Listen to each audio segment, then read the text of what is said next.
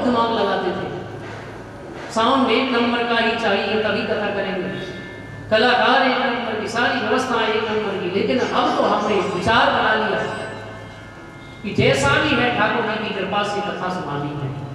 ठाकुर जी के गुण हैं और ठाकुर जी के नाम रात्रि में गाओगे, जैसे कि गुड़ रात में खाओ तो भी मीठा लगेगा, अंधेरे में भी मीठा लगता है, उजाले में भी मीठा लगता है, ऐसे भगवान का नाम, भगवान की कथा तो सदैव मीठी ही लगती है। जैसे कि गाओ जाई बिटिया के राम ताई बिटी बैठी है। ये जो करवाने वाले हैं, संसार में किसी की मजाल नहीं कोई कुछ कर सके, संसार में किसी की मजाल नहीं कि किसी को कथा सुना सके। ये करने वाला, करवाने वाला हम और आपके बीच में कोई तीसरा है, उसे समझना है, उसे समझने आए हैं कथा। वेदांत कहता है क्या आंख देख रही है? देखिए मैं बहुत गहन से कह रहा हूं, आप समझें। क्या आंख देख रही है? अरे यदि आंख देख रही होती तो मुर्दे की भी आंख देखती। आंख नहीं देख रही, इसका मतलब आंख के अंदर से कोई देख रहा है। क्या ये जिह्वा वाणी, ये शरीर बोल रहा है? नहीं, शरीर यदि बोलता तो मुर्दे का भी शरीर होता है। ये शरीर नहीं बोल रहा है, अंदर से बुलवाने वाला कोई और है। इतना सामर्थ्य किसी में नहीं है, इतना ज्ञान किसी में नहीं है किसी को कोई कथा सुना सके। ये तो सुनवाने वाला और सुनाने वाला कोई तीसरा है जो हम और आपके बीच में रहता है। नहीं, आजकल बेटे की बाप नहीं सुनता, बाप की बेटा नहीं सुनता है। ऐसा कलिकाल किस ओर जा रहा है? 3 घंटे कथा सुनने के लिए आप यहाँ थोड़ी बैठेंगे। ये तो भगवान की कृपा है, ठाकुर जी की कृपा है, जो हम 1 घंटे नहीं बैठ पाते वो 3-3 घंटे बैठने की सामर्थ्य दे देता है। यही तो भगवान है। और भगवान को खोजने कहाँ जा रहे हैं? देनहार कोई और है, देते रहे दिन रेन, लोग भरम हम पर करे, आते पीछे। ये तो कोई और है। वो तीसरा व्यक्ति कौन है? तो भगवान कभी कलयुग में किसी को दिखाई थोड़ी ना देते हैं। भगवान तो महसूस किए जा सकते हैं। आजकल बहुत लोग नास्तिक होते जा रहे हैं। कथा करने जाओ तो लोग कहते क्यों तुमने भगवान देखे? महाराज बताते हो। तो आप भी उनके लिए जवाब ध्यान देना। उनके लिए एक जवाब है, क्या किसी ने हवा देखी है? हवा, वायु, कोई बता सकता है हवा का रूप क्या है? महाराज चल तो रही है, हवा को महसूस किया जा सकता है, हवा को देखा नहीं जा सकता। इसी तरह परमात्मा को भी महसूस किया जा सकता है। एक और माताएं ध्यान से सुने। आप लोग गाय के स्तनों से दूध निकलता है और दूध को ही जमा करके दही बनाया जाता है। दही को भिगो करके परिश्रम करके फिर मक्खन निकाला जाता है, घी निकाला जाता है ना? इसी तरह ध्यान देना, दूध में ही घी छुपा हुआ है, लेकिन उसे निकालने के लिए हमें सूत्र लगाना पड़ेगा। सूत्र क्या है? इसी तरह भगवान तो हर जगह है, अग में, जग में, तो में, मुंह में, राम ही राम समाया, लेकिन उन्हें बाहर निकालने के लिए हमें सूत्र की आवश्यकता है, मेहनत की आवश्यकता है। जैसे दही भिगो करके घी निकाला जाता है, दूध को जमाया जाता है, उसी तरह भगवान को प्रकट करने के लिए प्रहलाद जैसी भक्ति की जरूरत है। प्रहलाद जैसी कष्ट सहन करने पड़ेगा, चाहे वो बैठने का हो, चाहे सुनने का हो, चाहे कीर्तन करने का हो। तो व्यक्ति जब मेहनत नहीं करेगा तो फिर प्राप्त नहीं कर सकता। मेहनत तो करनी पड़ेगी, कर्म तो करना ही पड़ेगा। और ठाकुर जी आज हम कथा में बैठे हुए हैं, कथा सुनते सुनते हमारे रोम रोम पुलकित हो जाए, नेत्रों से अश्रु बहने लग जाए, तो समझ लेना भगवान और हमारा साक्षात्कार हो चुका है। भगवान देखने की वस्तु नहीं है, भगवान को महसूस करने की वस्तु है। भगवान को महसूस किया जा सकता है। एक बात का ध्यान रखना, दुष्ट दुशासन भरी सभा में द्रौपदी निर्वस्त्र करने के लिए लाया। मेरी मां ध्यान से सुनना, भरी सभा में बड़े बड़े वीर बैठे हुए हैं, द्रोणाचार्य, कृपाचार्य, 20 पितामह जैसे धनुर्धर। वो अगर कह देते तो किसी की हिम्मत नहीं कि साड़ी का पल्लू छू सकता दुशासन। मेरी माताएं ध्यान से सुने, दुष्ट दुशासन जिसमें 10,000 हाथियों का बल, इधर भगवान मुरली मनोहर द्वारकाधीश बैठे हैं कि मुझे बुलाए तो मैं जाऊं, बिल्कुल बैठे हैं।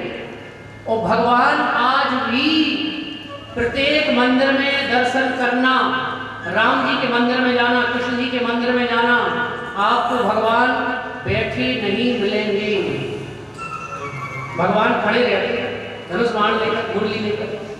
कभी आपने विचार किया, जैसे हमारी सेना सीमा पर अलर्ट रहती है, खड़ी रहती है, इसी तरह भगवान भी मंदिर में खड़े रहते हैं। क्यों खड़े रहते हैं? अरे इसीलिए खड़े रहते हैं कि ना जाने मेरे भक्त ने मुझे कब पुकार लिया, तो उठ के खड़े बैठ के खड़े होने में तो देर हो सकती है, अरे मैं तो खड़ा ही रहता हूं, इधर पुकारा और उधर मैं सीधा का सीधा दौड़ पड़ा। इसलिए भगवान खड़े मंदिर में खड़े रहते हैं। लेकिन द्रौपदी ने भगवान को नहीं बुलाया। और ये केवल द्रौपदी की कथा नहीं है, हम और आपकी भी है। हम और आपके जीवन में अगर हमारे दादा परदादा खूब मोटे तगड़े हों, 4 भाई हों, तो हम भगवान तरफ नहीं भागते। कोई अगर हमें मार रहा हो तो सबसे पहले हम भाइयों से कहते हैं कि हमें बचाओ। द्रौपदी ने भी यही किया। द्रौपदी मन में सोच रही है, पिता में भीष्म के पास गई, महाराज एक नारी को निर्वस्त्र किया जा रहा है। तो पिता ने भीष्म ने सिर नीचे कर लिया। भगवान ने सोचा चलो अब बुलाएगी, अब इसने दादा का भरोसा कर लिया। लेकिन द्रौपदी ने फिर भी भगवान को नहीं बुलाया। द्रौपदी सोच रही है कि जिसके 5-5 पति, उसको किसी से क्या सहायता लेनी। भगवान ने कहा चल पतियों का भी सहारा ले। 5 पतियों के सामने गई, महाराज हाथ जोड़ करके बोली, एक अबला नारी को उनके पतियों के सामने निर्वस्त्र किया जाए। 5 ने धर्म की रक्षा के लिए सिर नीचे कर लिया। और आप दर्शन करें,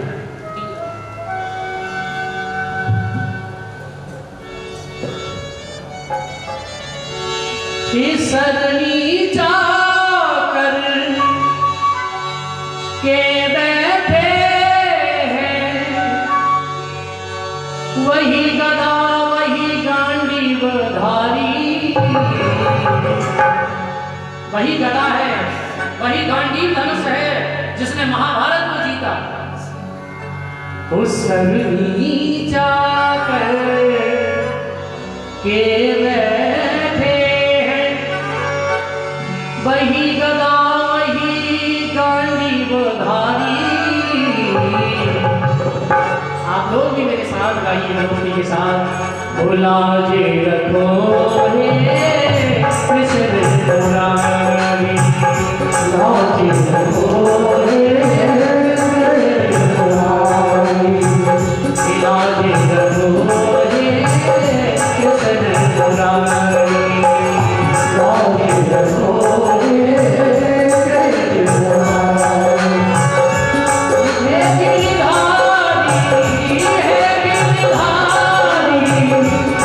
बनवारी।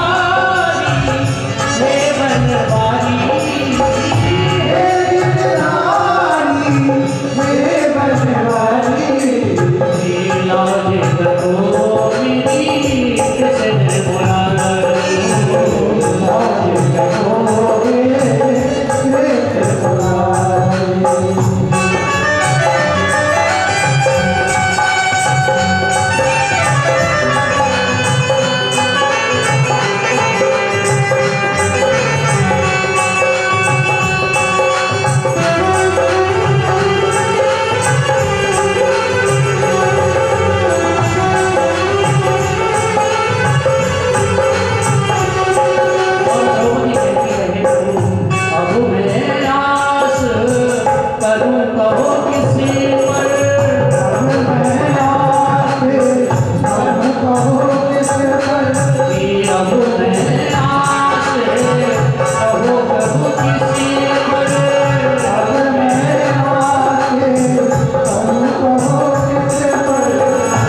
सबके सब यहाँ सबके सब यहाँ बैठे जुआरी राजे रतोरे कृष्ण मुरारी राजे रतोरे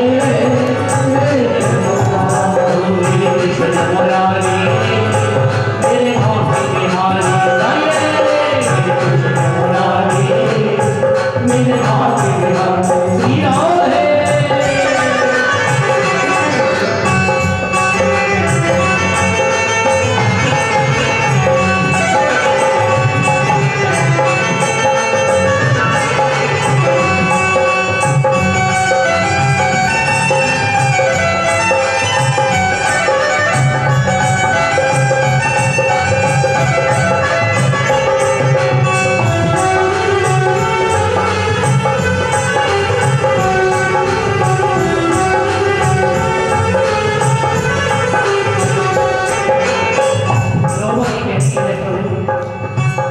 मैं समझी थी एक है अंधा मैं समझी थी एक है अंधा वो मैं समझी थी यहाँ एक है अंधा मैं समझी थी एक है अंधा यहाँ तो अंधी यहाँ तो अंधी सभा है सारी लाजे रतोरे कृष्ण मुरारी लाजे रतोरे कृष्ण मुरारी श्री राम है।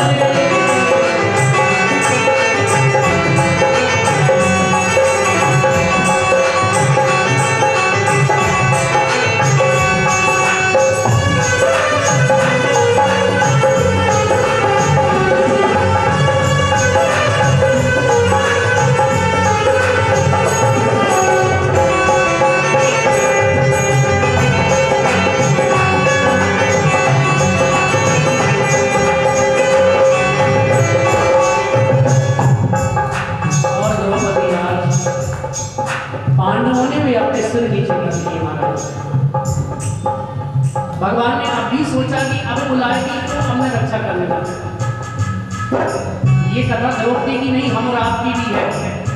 हमारे जीवन में भी दुख आता है तो पहले हम अपने बेटे से कहते हैं बेटा डॉक्टर ढूंढो बीमारी ठीक हो जाए, लेकिन डॉक्टर की हाथ उठा देते हैं फिर भगवान का दरवाजा नजर आता है। द्रौपदी ने भी सोचा कि मैं भी छत्राणी हूँ, मेरे अंदर भी हाथ बल है, साड़ी का पल्लू पकड़कर खींचने लगी, लेकिन 10,000 हाथियों का बल जिसमें द्रौपदी क्या उसके सामने ठहर सकती थी। महाराज द्रौपदी अब कहती है प्रभु अब मैं समझ गई। अब द्रौपदी को लगा कि मैं निर्वस्त्र होने वाली हूँ, अब मुझे कोई नहीं बचा सकता, अब तो मेरे बचाने वाला केवल द्वारकाधीश भगवान है। और द्रौपदी कहती है कहता है खुद वो बलशाली, कहता है खुद वो बलशाली, कहता है खुद वो बलशाली, कहता है खुद वो बलशाली, कीजिए कीजिए कहा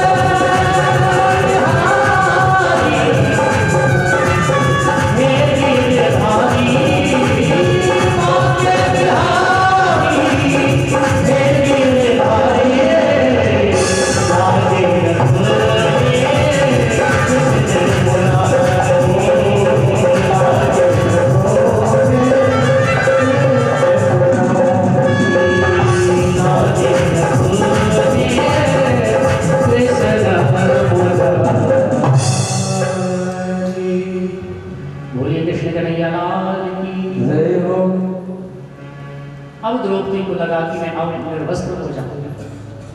तो महाराज जब सारे बल व्यक्ति अपना चुका होता है, धन भी लगा चुका होता है, बल भी लगा चुका होता है, नाते रिश्तेदारों से भी सहायता मांग लेता है, सहायता नहीं मिलती, तब दरवाजा खटखटाता है भगवान का।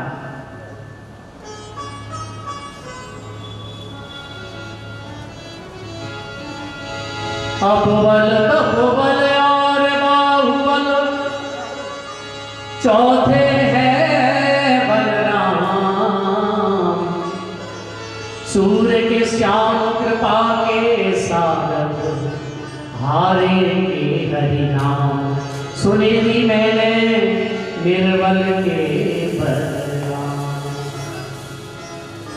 अच्छा, भगवान तो इसी ताक में बैठे थे कि बुलाए। हमारा आज भी भगवान मंदिर में खड़े रहते हैं, बैठते नहीं कि बैठ के उठने में तो देर हो जाएगी, लेकिन हम हैं कि विश्वास ही नहीं करते। हाँ? दोनों हाथ ऊपर द्रौपदी ने किए, प्रभु लाज रखो मेरी कृष्ण मुरारी, हे प्रभु अब तो आप ही मुझे बचा सकते हैं। मैंने सुना है आपने भिलनी के बेर खाए, मैंने सुना है गीत गज को आपने बचाए। प्रभु जब उनको बचा लिया तो मैं भी उन्हीं में एक पिछले नंबर पर मेरा नाम लिख दो। तो भगवान भी भक्त की पुकार सुन करके दौड़े आए, और आए भी तो भगवान के 24 अवतार हैं। भगवान कच्छप बने, कछुआ बने तो कश्यप अवतार, भगवान नरसिंह बने तो नरसिंह अवतार, भगवान मछली बने तो मीन अवतार, और भगवान आज साड़ी बन गए। साड़ी, भगवान ने साड़ी का रूप धारण किया। खींचता खींचता 10,000 हाथियों का बल पछाड़ खा के दुशासन जमीन पर गिर गए, बड़े बड़े ढेर लग गए। सारी बीच नारी है किनारी बीच सारी है, सारी ही किनारी है किनारी ही की सारी। सभी ये दृश्य देख रहे हैं महाराज, कोई नहीं समझ सका कि ये हो क्या रहा है। और भगवान जब कृपा करते हैं, मुंह पे होई बाचाल पंग चढ़े गिरवर गहना, जासु कृपा सुदयाल द्रवहु सकल कलिमल। भगवान जब कृपा करते हैं तो किसी को पता नहीं चल पाता। धन्य है ठाकुर जी की कृपा। तो भगवान तो लाज बचाने वाले हैं।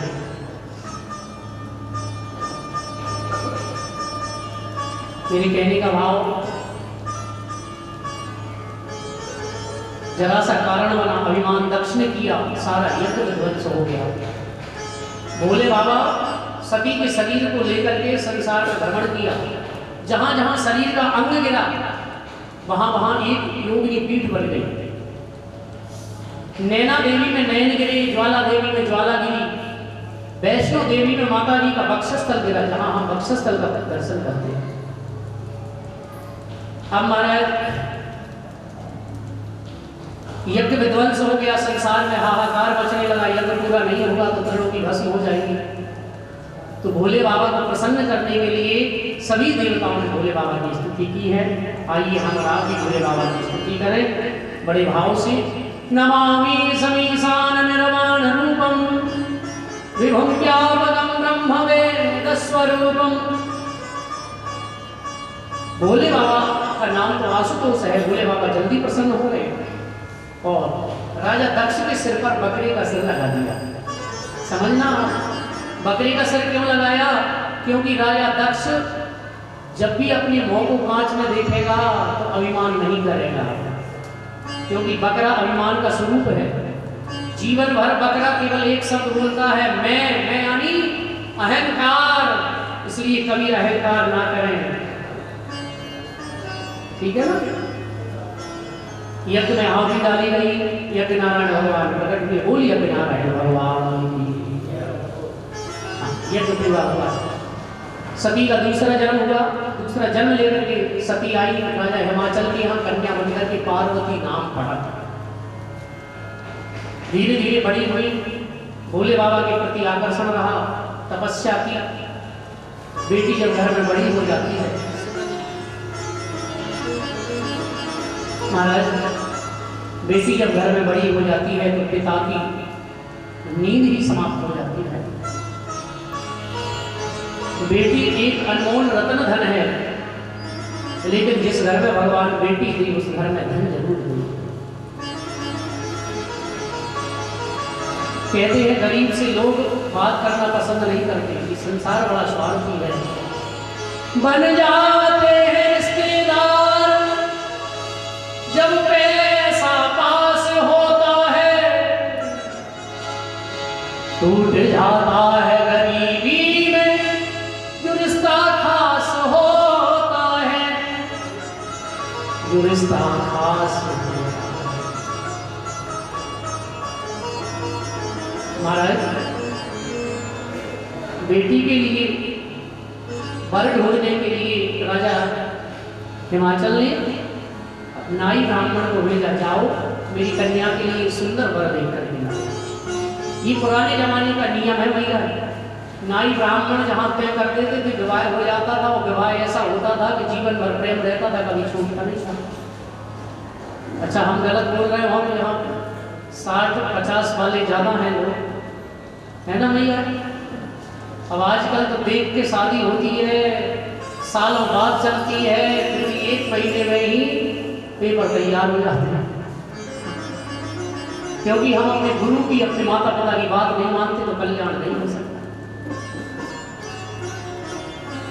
अच्छा पढ़ा लिखा घर में बेटा है तो पढ़ी लिखी बेटी हो, बेटी को भी पढ़ाओ।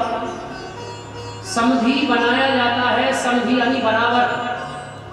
अब आजकल तो समधी तब बनते हैं जब बात बन जाए कैसे, तो समधी है नहीं का है, समधी बना। हाँ कहने का भाव यही है कि अगर पढ़ा लिखा बेटा है तो पढ़ी लिखी बेटी के साथ विवाह हो गया तो बढ़िया चलेगा उनका जीवन। नाई ब्राह्मण गए, सबसे पहले विष्णु लोक में पहुंचे। क्षीर सागर में भगवान नारायण से सैया में सो रहे थे। नाई कहने लगा महाराज मिल गया दूल्हा। तो ब्राह्मण देवता ने नाई से पूछा कि दूल्हा में क्या खासियत? बोले खासियत एक ही है, डबल बेड नहीं देना पड़ेगा, शेष हाथ में सो रहे हैं पहले से ही है। और दूसरी खासियत ये है कि हमारी पार्वती जी को पैर नहीं दबाना पड़ेगी, पहले से नौकरानी लग रही है लक्ष्मी। पंडित जी बोले नहीं नहीं, ये पार्वती जी के लिए ठीक नहीं है। अब तो जंगलों की ओर गए, जंगल में क्या दूल्हा रखा है हमारे। देखिए ब्राह्मण नाई कितने समझदार थे, वो जानते थे कि हमारी पार्वती जंगल में तपस्या करती है तो जंगल में रहने वाली को जंगल में रहने वाला दूल्हा ही पसंद। ये समझदारी वाली बात है।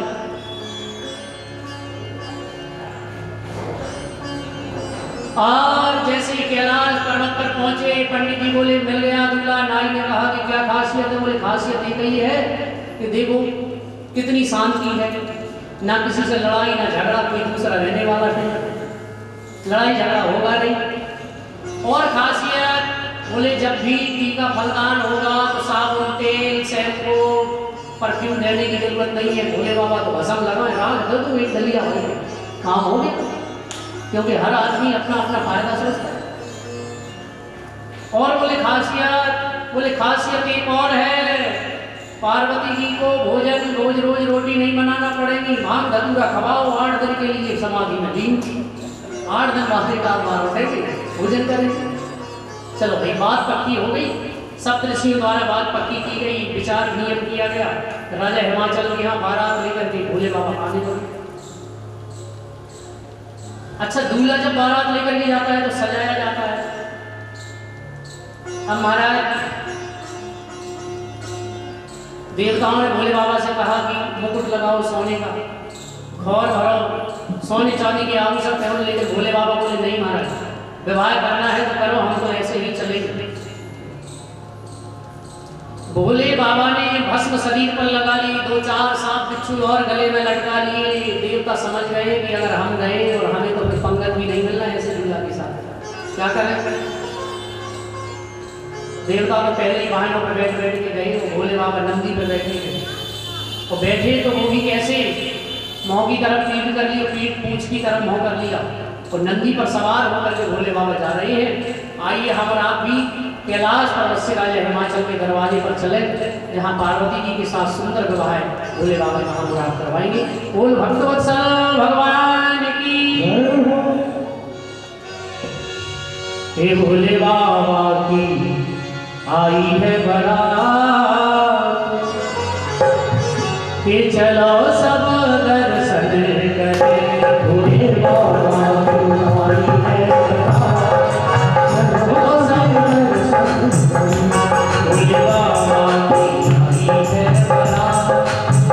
चलो सब दर्शन करें। भोले बाबा की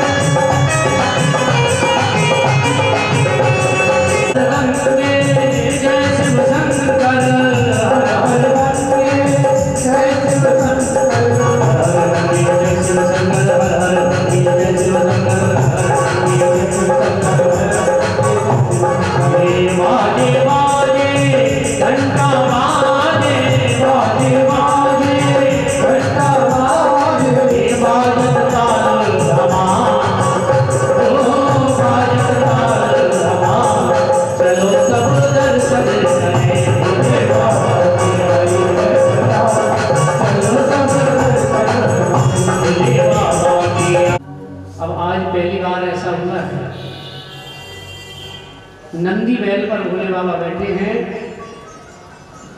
बिना बाराती के दूल्हा अकेला जा रहा है। अच्छा, बाराती जो थे देवता पहले ही पहुंच गए। नारद जी ने कहा महाराज बाराती कहाँ है? भोले बाबा बोले भैया क्या करेंगे, बाराती किसी का साथ, क्या साथ, अकेले आए हैं, अकेले जाना। अरे बोले बारात में तो सब लोग भीड़ भाड़ ले जाओ चाहे महाराज, तभी इज्जत हो गई। तो बोले भीड़ भाड़ भी तो पहले ही चली गई। तो बोले महाराज कोई बाराती को बुलाओ। भोले बाबा बोले ठीक है। भोले बाबा ने संगी बजाई, भूत प्रेत शमशान के इकट्ठे होने लगे।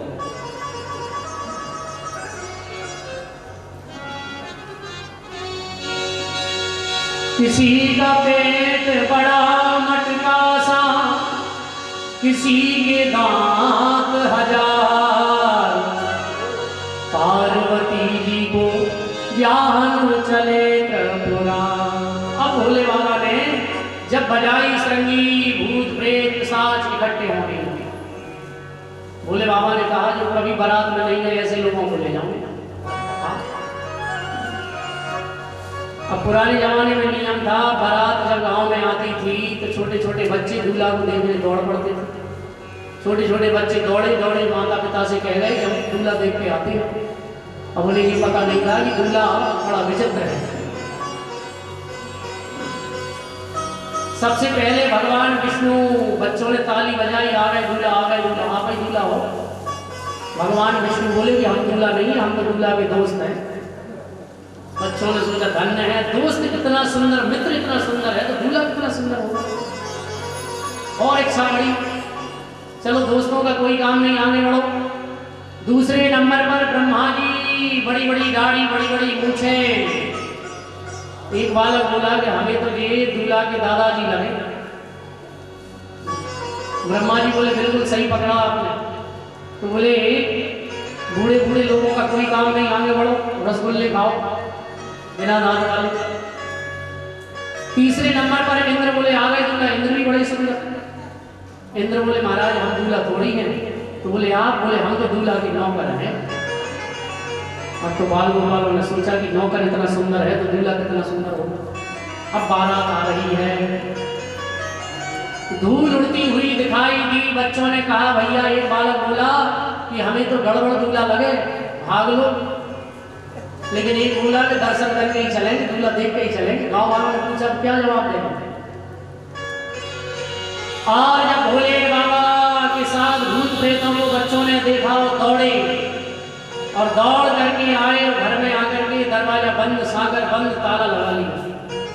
माता पिता ने पूछा क्यों, क्या हुआ, देखा है दूल्हा?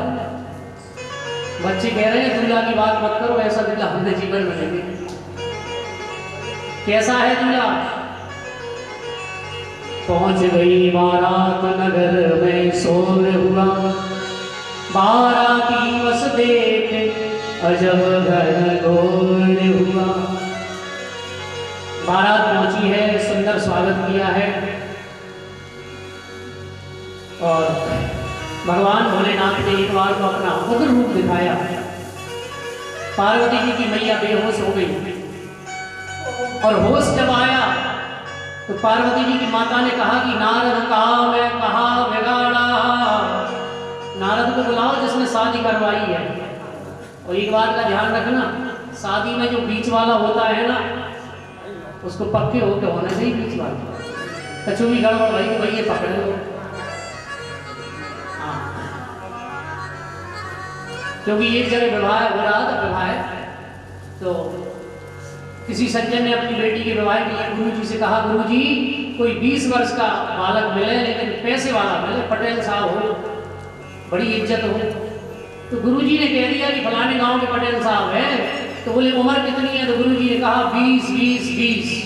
अच्छा 3 बार 20 20 कहा। वो सज्जन नहीं समझे कि 60 होता है। शादी तय हो गई, बैठ करके दूल्हा आया, घोड़े पर बाकी तो बड़ी बड़ी सफेद दाढ़ी। उस सज्जन ने कहा गुरुजी को बुलाओ। गुरुजी आए, बोले महाराज मैंने आपका क्या बिगाड़ा था?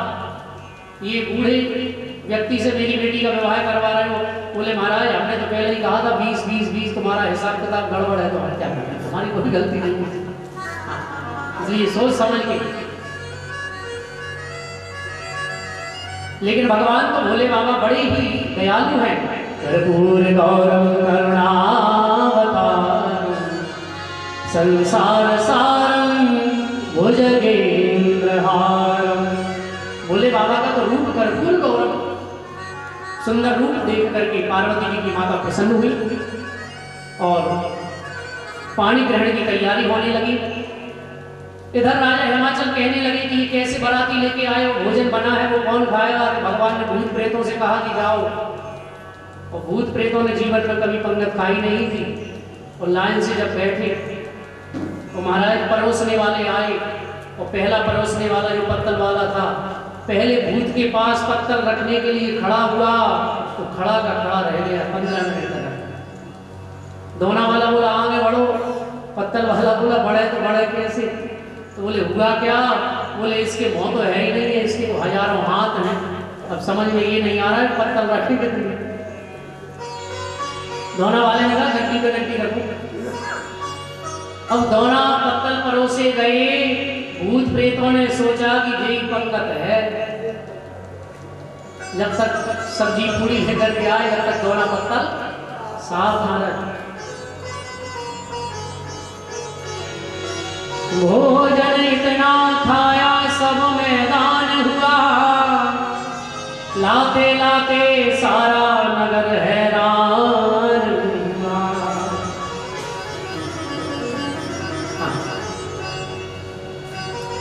भगवान ने कृपा करके और राजा हिमाचल की लाज रखी। आगे सुखदेव जी महाराज वेद व्यास जी महाराज भागवत का वर्णन करते हैं। यहाँ सूत जी महाराज 88,000 संतों से कहते हैं कि हे ऋषियों, अब पानी ग्रहण जब होने लगा, भोले बाबा मंडप में पहुंची, पार्वती जी आई और विराजमान जब हुई। पानी ग्रहण जब कीन महेशा, पानी ग्रहण जब कीन महेशा, ये हर से तब सकल सुरेशा, ये हर से तब सकल सुरेशा।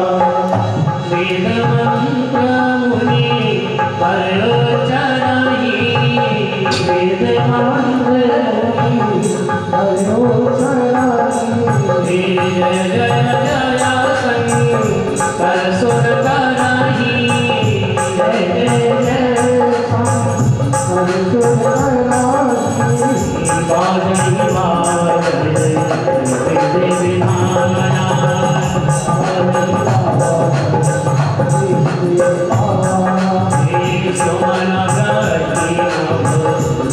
वेद विधाना,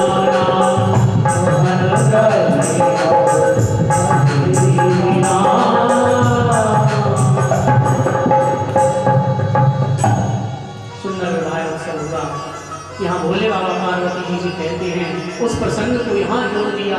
बोले देवी, अब आप पार्वती रूप में आई हैं, अब मैं आपके लिए अमर कथा सुनाता हूँ। भोले बाबा ने डमरू बजाया, पशु पक्षी सब कैलाश पर्वत से नीचे पहुंच जाते हैं। भोले बाबा ने आज पार्वती जी को जैसे ही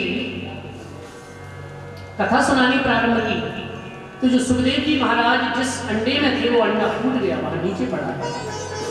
कथा के प्रभाव से अंडा साबित हुआ, उसमें से जीव निकला। सुखदेव जी महाराज प्रकट हुए। 6 दिन की कथा सुनते सुनते पार्वती जी को निद्रा ने घेर लिया। सुखदेव जी ने हाँ जी बोलना चालू किया। कथा जब पूरी हुई, भोले बाबा ने जयकारा लगाई, बोलिए कृष्ण कन्हैया लाल की। पार्वती जी की नींद टूट गई। पार्वती जी से भोले बाबा बोले कि देवी सुन ली कथा? बोले महाराज कहाँ सुन ली, हमको तो नींद ने घेर लिया, निद्रा ने घेर लिया। तो बोले हाँ जी कौन बोल रहा था? पीछे नजर डाली तो सुखदेव जी महाराज सुख पक्षी माटी बन रहे थे। भोले बाबा ने सोचा कि इसने कथा सुनी है तो बड़ी सुंदर बात है, लेकिन इन्हें इसने बिना विद्या के, बिना विधि के सुनी है। कथा आगे बैठ करके सुननी चाहिए, पीछे बैठ करके सुनना निषेध है। भोले बाबा मारने दौड़े सब पक्षी को।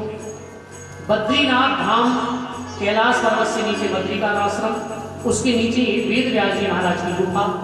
व्यास जी महाराज की पत्नी के गर्भ में सुखदेव जी महाराज प्रवेश करे। कहते हैं 12 वर्षों तक गर्भ में रहे। भगवान नारायण ने आकर के सुखदेव से कहा, बेटा बाहर आओ, मेरी माया का असर तुम पर नहीं होगा। वही सुखदेव जी बाहर आए, सीधे जंगल में जाकर के भगवान का भजन किया। वेद व्यास जी महाराज का बुढ़ापा आया, सोचने लगे कि मेरा बुढ़ापा आ गया लेकिन बेटा बेटी नहीं हुआ। और हुआ तो वो भी जंगल में चला गया। तो उन्होंने 4 वेद, 6 शास्त्र, 17 पुराण पूछे और श्री नारद जी के कहे अनुसार उन्होंने 18वां पुराण भागवत महापुराण पूछा, जिसमें 12 स्कंद सुंदर निरूपण किया। सुखदेव जी महाराज जंगल में थे और इस भागवत को ग्रहण करने के लिए ऋषि पुत्रों के द्वारा श्लोकों को ग्रहण करके वो वापस आए।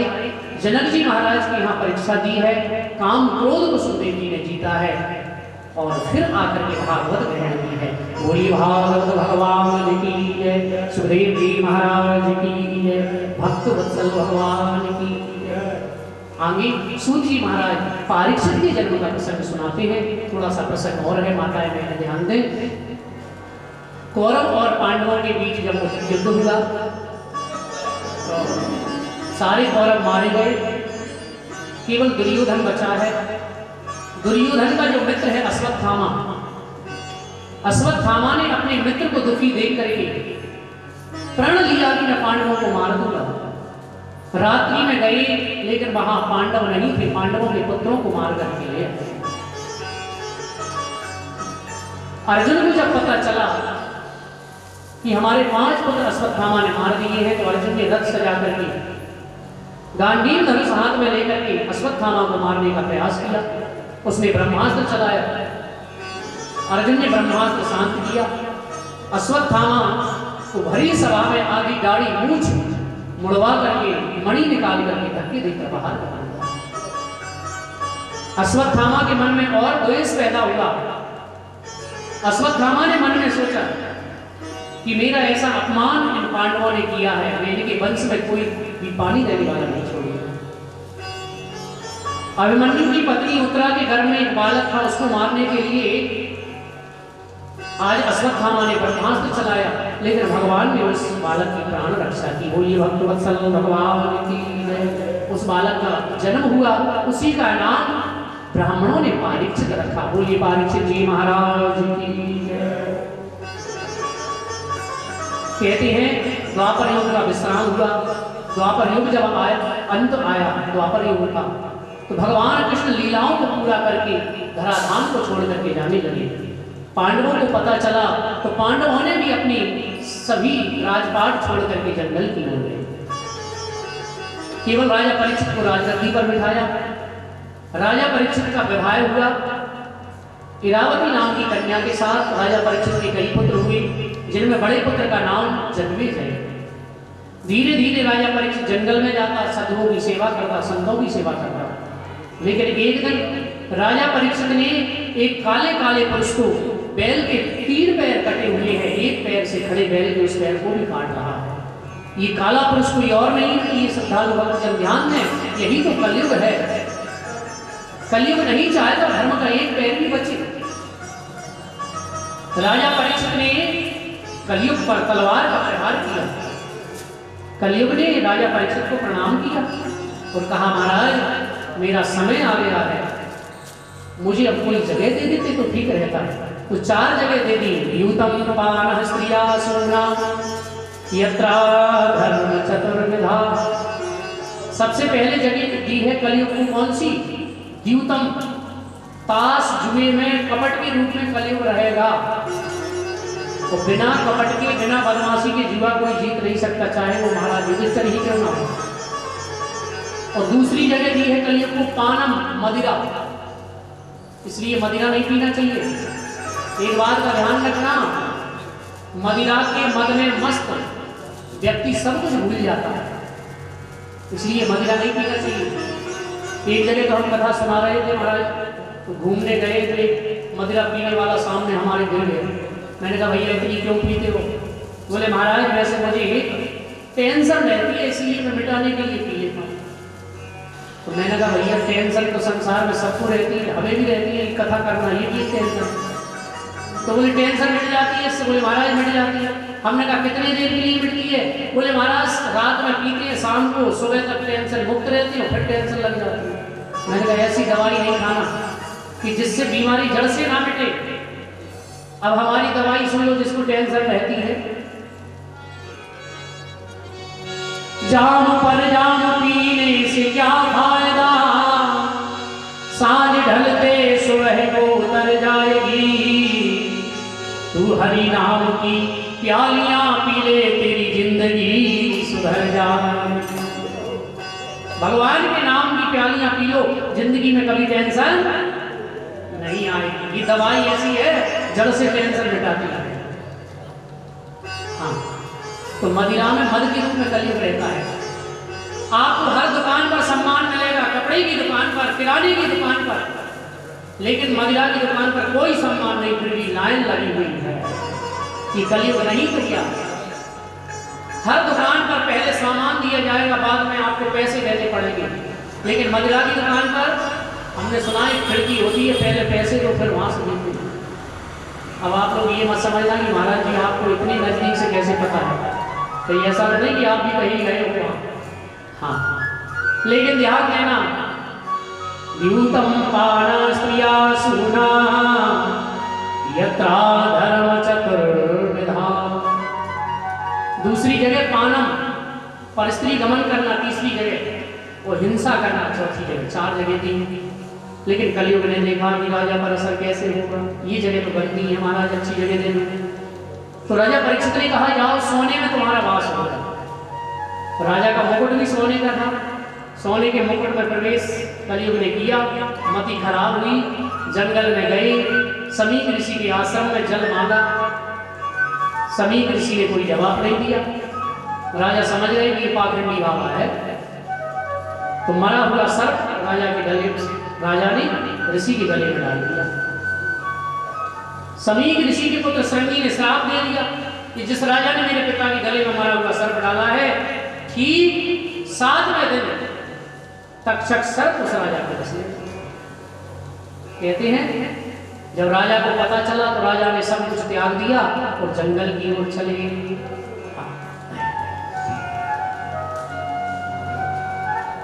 सोने के मुकुट में कलयुग ने प्रवेश किया, लेकिन राजा का मुकुट सोने का था। लेकिन यहाँ वेद में और गीता में भगवान कहते हैं धातु नाम अस्मि कांचन। भगवान कहते हैं जितनी भी धातुएं हैं उनमें सोना मेरा रूप है। सोने की मूर्ति बनवाओ या सोने का पूजन करो तो भगवान का पूजन अपने आप हो जाता है। लेकिन ध्यान देना, जिस सोने में भगवान रहते हैं फिर कलयुग कैसे प्रवेश कर गया, तो ये कथा हम आपको कल श्रवण कराएंगे, ठीक है ना। कि जिस राजा के मुकुट में सोने में प्रवेश कलयुग ने किया उसमें भगवान थे, तो फिर भगवान जिसमें है उसमें कलयुग नहीं जा सकता। तो वो सोना क्या था, मुकुट क्या था, किसका मुकुट था, कैसे ये राजा परीक्षित के मुकुट में प्रवेश कलयुग ने किया है, ये कथा आप लोग आगे की कथाएं कल श्रवण करेंगे। कल भगवान विदुर जी के घर जाकर के केले के छिलके पाएंगे। तो माताएं, श्रद्धालु भक्तजन सभी से निवेदन है, आप प्रसादी के लिए, भोग के लिए कल माताएं बहनें श्रद्धालु भक्तजन केले का फल भी ला सकती हैं ठाकुर जी को। कल भगवान विदुर जी के घर जाकर केले के छिलके पाएंगे। हमारे यजमान जी भी कल केले का ही प्रसाद सभी श्रद्धालु भक्तजनों को बंटवाएंगे। ये सारी कथाएं आप लोग कल श्रवण करेंगे। बोल भक्त वत्सल भगवान की।